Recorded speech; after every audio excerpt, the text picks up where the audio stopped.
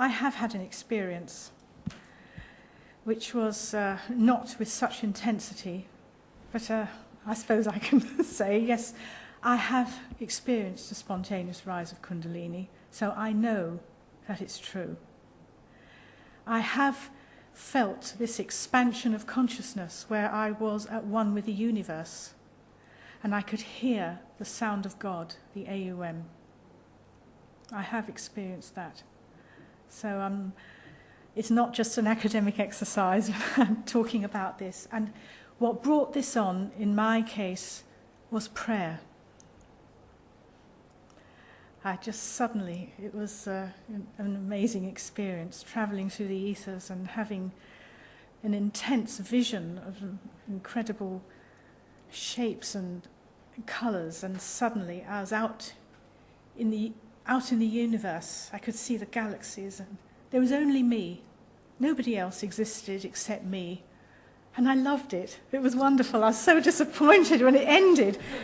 And suddenly my consciousness went like down through a funnel, and I couldn't move.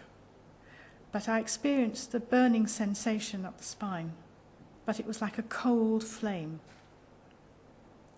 It was burning, and yet I was freezing cold. And it only happened to me once, and I'm trying hard to recreate it, but yes, it's possible. I have experienced it. Nothing to that extent. I can't say that it was a full rise of Kundalini. It was a partial awakening.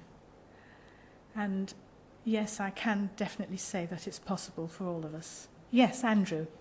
Sometimes if you look up Indian talk about Kundalini, you come across Shiva and Shakti. Well, they're symbolic. They're really symbolic representations of these powerful cosmic forces, which are not just within the universe, but within us as well. It's an expression of their religion. I'm probably not the best person to talk about that. But in the Hindu tradition, a lot of these forces are personified. It's not like the mythology of the Greeks and the Romans. They sort of personify the forces, the actual forces. So that the Shakti, they might have an image associated with it. Then you get these, like the mandalas, which are supposed to be representative of the psychic centres. And sometimes you might get an image of an elephant in one of them. I've come across that in certain yogic teachings. But, Dr. King he's not recommending us to do that kind of visualization. But, as I said, they're really symbolic. All right. Yes. Thanks. Great speech. Thank you. I've got my question now. Maybe I was supposed to ask that question, right? If it comes back to me, I'll ask. Yes, that's fine. Yeah. Yes, there's a lady there. At one point in your lecture, you did mention that one needs to have detachment. Yes. How do you go about doing that, please? Well, that's a long that's a lecture all in itself. First of all, I think we have to learn to understand the processes of the mind, because so many times we're not even aware of this process of continuous thought. You worry, suddenly you wake up in the middle of the night and you're worried about something.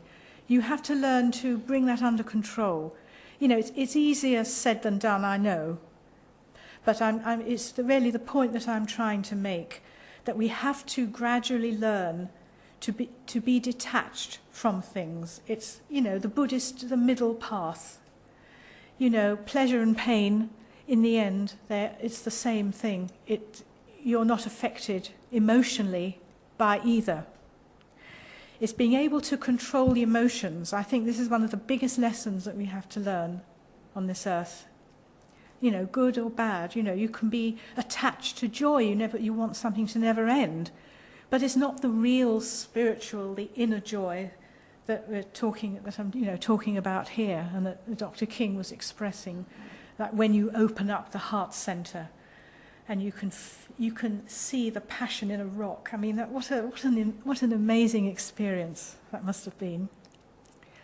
Then you will love all. You'll see the divine spark in all things, and you will still experience individual love, but you won't be so attached to it. So that, because the opposite to that, love, and on the very basic level, you can get love and hate. Is the opposite. So if it's a very basic form of attachment, that can turn, and then suddenly you want revenge, and that is something you have to overcome. It's the higher universal love.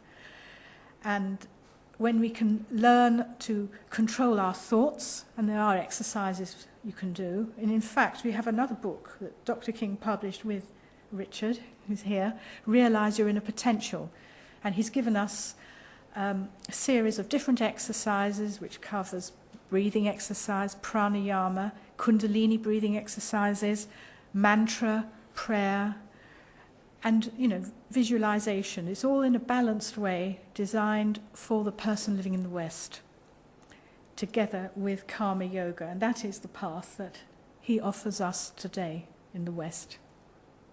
Does that answer your question? Good, thank you. You remember, right? It was about prayer. I know you spoke about prayer. Yes. The traditional way of praying in the world is just asking for things. Yes. If I'm good, if I do this, can I have that, etc. So, what kind of prayer exactly? I mean, I'm guessing it's something to do with It is like healing prayer. Okay. It's unselfish prayer. It's a means of focusing your mind, concentrating your thoughts on the highest principles, the highest ideals. You're praying to God for peace on earth.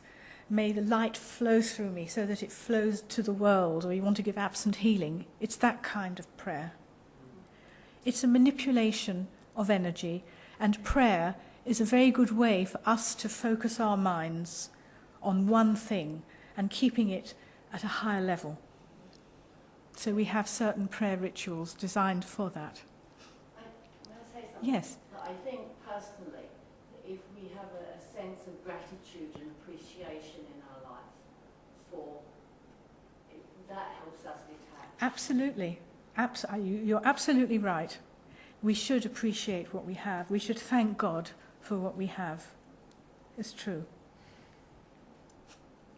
I can't think of everything in the space of 1 hour, but you're absolutely right.